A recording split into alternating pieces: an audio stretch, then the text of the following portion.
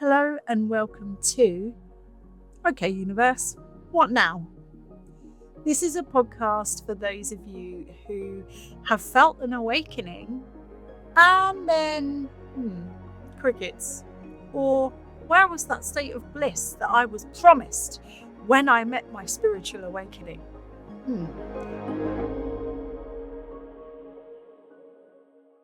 Hello and welcome to another episode of Okay Universe, What Now? With me, Lina Della Luna. So for the last two episodes, I introduced you to the concept of this podcast, which is really asking the messy, not so love and light questions about what happens after we awaken. I told you my story, what led to my awakening, but also what led me to really question some of the expectations I had after my own awakening. So now let's move on. Let's bust the myth of awakening being all angels and rainbows, shall we? I mean, you did the work, so surely it should be all love and light by now. And chances are you're finding that it's not. Now, this may feel disappointing to you. You may be in a place where you're thinking, I feel like I was promised. Everything I read The Secret, I did the magic. Everything said to me that when I awakened, it was going to be love and light, angels and rainbows. I was just going to be this happy bubble. And you're discovering possibly that it's just not the case. Now, don't get me wrong, life can be angels and rainbows, and I'm super grateful for all the wonderful experiences that I have had in my life and continue to have. Super grateful that my soul chose to incarnate into this human experience. I really enjoy being me. But there has been a lot of work over the last few years to really integrate what being an awakened person means. So know this. Everything you are feeling is completely valid. Anytime you have a question that poses confusion or even annoyance at the universe that maybe things aren't as clear as you'd like them to be, that is entirely valid and entirely normal. Chances are we've all been through the same questions, and that's largely why I started this podcast. So the idea that enlightenment equals bliss is a myth that we need to bust, I'm afraid. And it's the biggest spiritual lie that we tell ourselves. There is a common expectation with a post-awakened life that there'll be no more worries, no more conflict, that our bills will always be magically paid and we will never stress about money again or achieving our goals again. And the reality is that's just not true, no matter what Rhonda Byrne says. Sorry, Rhonda. And it's a myth that we will live constantly in a high vibration. I've read all those books too, how to live a high vibe life and be in a high vibration. But the reality is that shit takes work. And some days you're going to wake up and feel anything but high vibe. The reality is we have a choice every day we wake up.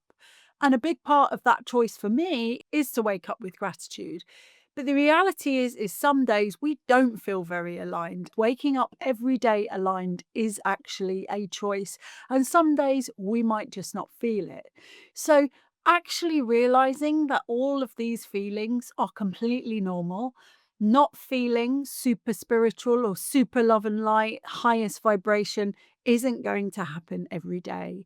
But it's okay because this is a journey and we can work towards those feelings, that sense of alignment as much as we want, and choose to not be aligned some days. And that's the reality because we really won't feel that aligned some days. So let's have a reality check.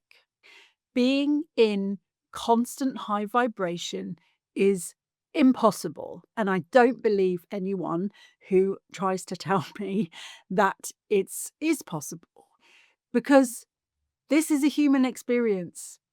A human experience is light and dark. We are unable to avoid the dark, whether it's the darkness in our lives, whether it's looking at the absolute kind of shit show that's going on in the world at the moment. And no one can tell you that you can escape it. You can manage it. You can manage how you feel about it. You can manage how you vibrate with it. But escaping it so that everything is light and there is no dark is impossible. As I said, it's a spiritual lie that we can tell ourselves. And in fact, as well as being impossible, it's also dangerous because it leads to what we call spiritual bypassing.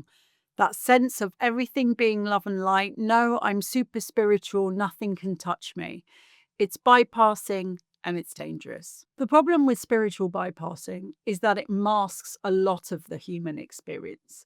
It tells us to mask trauma rather than work through it. It tells us to ignore conflict rather than look for peace in the way that means a good outcome for all parties. It buries our head in the sand or in the clouds, if you like. Realistically, spiritual bypassing asks us to suppress the range of human emotion that is normal for us to feel. We are here to feel grief, to feel anger, to feel angst, to feel worry. That is a normal part of being a human. And above all, feeling a lot of those things is wisdom. It brings us a huge amount of knowledge about ourselves that in turn helps us learn and grow. So why would we want to mask that? So the reality is if we embark on our awakening thinking, that's it, I've done it, achievement unlocked, it's all love and light now, we're actually putting ourselves in a really dangerous position and almost blocking the aligned life that we all feel that we want by awakening. Since I fully awakened, have I had months where I was concerned about money? Yes, of course I have. No amount of reading The Secret, doing the magic, doing these 12 tips to manifest your best and most expensive, luxurious life, it doesn't work like that. You have to still do the work. As I've said before, awakening is an invitation. It's the start of the journey, not the finish line. So I think the quicker you can get that feeling and get that acceptance into your head that you are now on a journey to an aligned life, yes, but it's always a journey. So what is your purpose for awakening? Usually, and this might not be the case for all, but it's a common thread. Many of us awaken after some sort of trauma, or we've hit a really dark period. The dark night of the soul is as it's described often. And so then we want to ask, so what is the purpose of my awakening? Is it to just be happier, right? Is it to feel that I am in control of my life more? Is it to feel that I am now a conscious co-creator with the universe of my life? That it's not a case of I have no control over what happens. Whatever it is that you feel you have awakened for, because there will be something deep in your heart where you resonate with a maybe renewed purpose, think about redefining what awakening is. Start thinking about awakening being an invitation to go on a journey rather than being a destination. You now have a permission slip to start the real work of integration, the sometimes messy, sometimes euphoric work, integrating what it is you have awakened to. So if we can go through our lives thinking, okay, I've come in at a level, I awakened. Now we really start the work. I've just started going to life school. I am an awakened individual. I'm a spiritual individual, whatever label you want to put on it. And of course, we don't have to put any label on it. See that as the beginning. That dark night of the soul for me was my first day at primary school. And I don't mean literally. My first day at primary school was lovely. I met some of the best friends I have now. But it's like starting a new school. And if you can think about it that way, then I think it's going to give you permission to go easy on yourself as you work all these next steps out. When I say about becoming a conscious co-creator, I feel like it's empowering, but some people might see it almost as frightening because we can no longer outsource our life to unseen, unconsidered entity. Oh, if I can bother you for 1 second, I hope you're enjoying my ramblings this week. I'm aiming for every Friday, but if you hit that notification button, you will find out straight away when I have a new episode. And the reality is, for a brand new podcast like mine, I need your interaction. So please leave me a comment. Please hit like, follow, subscribe, whatever platform you are listening to this on. I am so grateful you are here, and I look forward to us continuing to journey together. It's not that we are just relying on what we're given. To actually be a conscious co-creator of your life, you need to do a certain amount of work too. You need to meet the universe halfway when it comes to what it is you are working out for yourself, what it is that you feel is your purpose in this life. Doing the work gets you where you want to be. And I'm sure we'll talk about manifesting at another stage. But, one of the things that I struggled with when I read The Secret was that sense of, if you feel like in your heart you really, really want it, it'll come true as long as you believe it enough. And what it was really lacking was that sense of, okay, well, now we do the work. Now, I feel like in subsequent books, this has been addressed. Okay, so again, no shade, Wonderburn. But people who just pick up The Secret, I feel like are getting the wrong idea. And this is why I love working with the moon and moonology, because it gives us a cosmic timer to work to. We set goals and intentions and think about what we want to manifest at new moon, then take the steps, no matter how baby step, take the steps working on what it is we're trying to manifest throughout the waxing cycle until we get to the full moon. And then it's about releasing. It's about trusting that then the universe is going to do their part because they've met us halfway. We've met them halfway. But that then doesn't mean completely stopping working on what we're working on. It just means we're not constantly checking the order. Yeah, we're not constantly in a restaurant making our order and then going and peering in the kitchen to say, how's my dish coming along? And manifesting is the same thing. We place our order and then we just continue. If we're going to hammer out this restaurant analogy, we continue our conversation. We pour the wine. We maybe nibble on a breadstick to get those taste buds going. We're not constantly asking the staff, when is my dinner coming? Okay, maybe if it's been like 40 minutes and you're like, where the fuck is my dinner? But you get me. And this is how we work with the universe. For me, this is what a truly aligned life is. It's aligned in us moving forward on this journey, working on things, the messy things, the euphoric things, the things that don't make sense, the learnings that we need, the dark as well as the light. And you know what? This can be terrifying because I'm telling you, you need to take responsibility for your alignment. You need to take responsibility for your awakened life. It's not, woohoo, I'm awake now. Over to you, universe.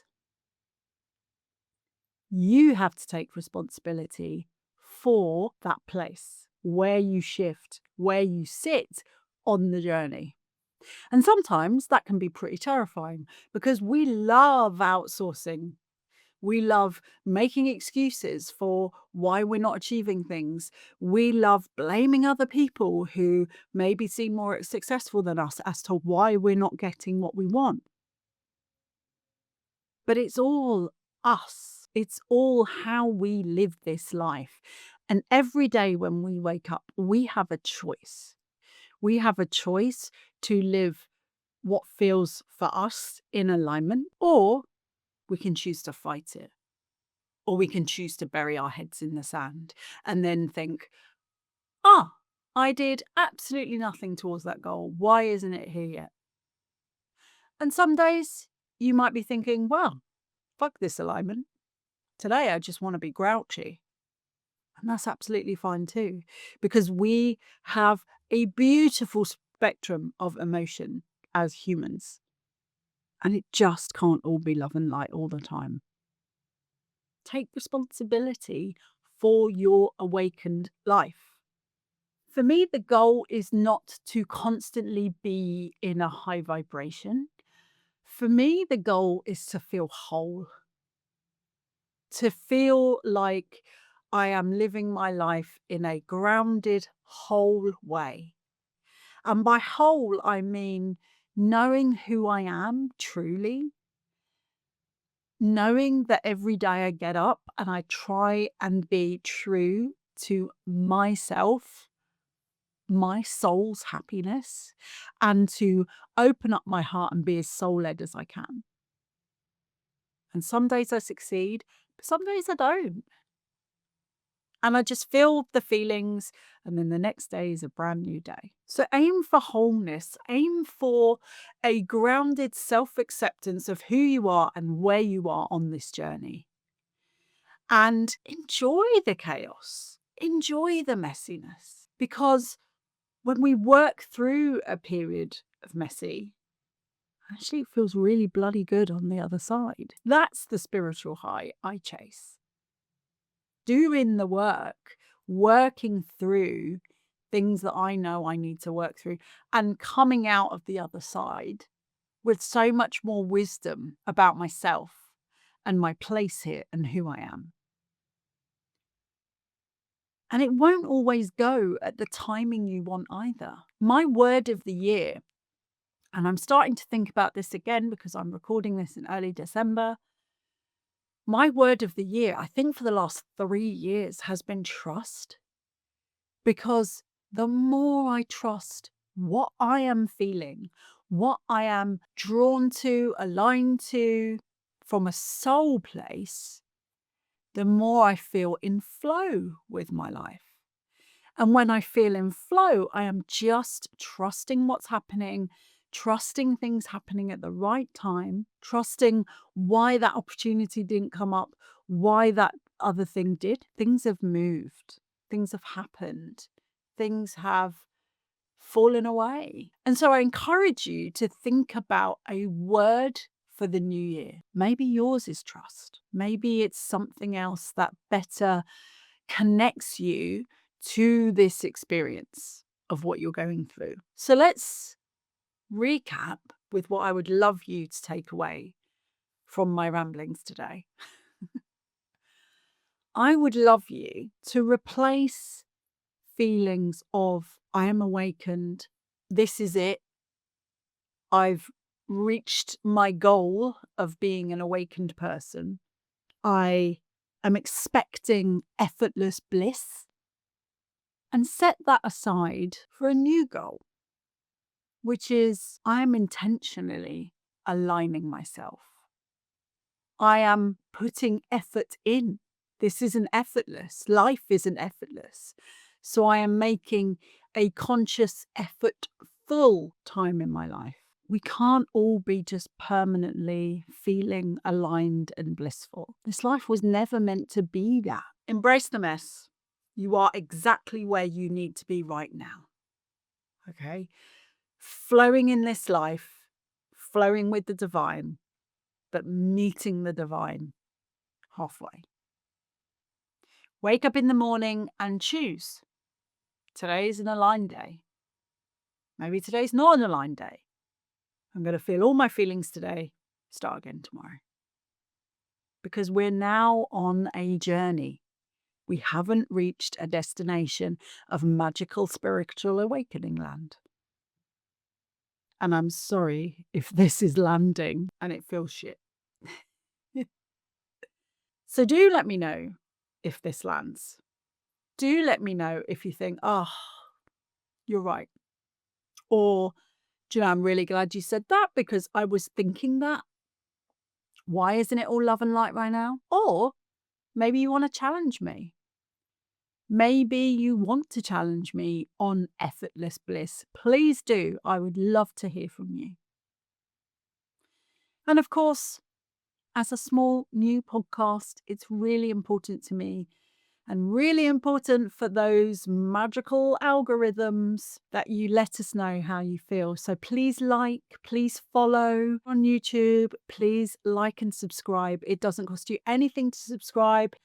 The notification button will tell you when I release a new episode, which at the moment I am aiming for every Friday. But you know what?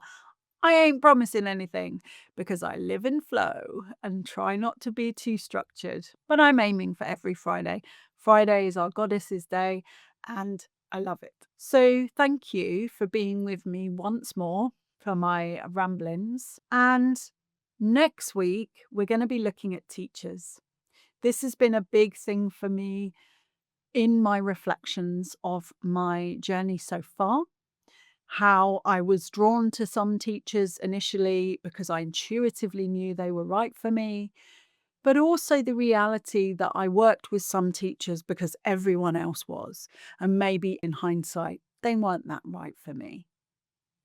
So join me next week for another episode where we can collectively ask, okay, universe, what now?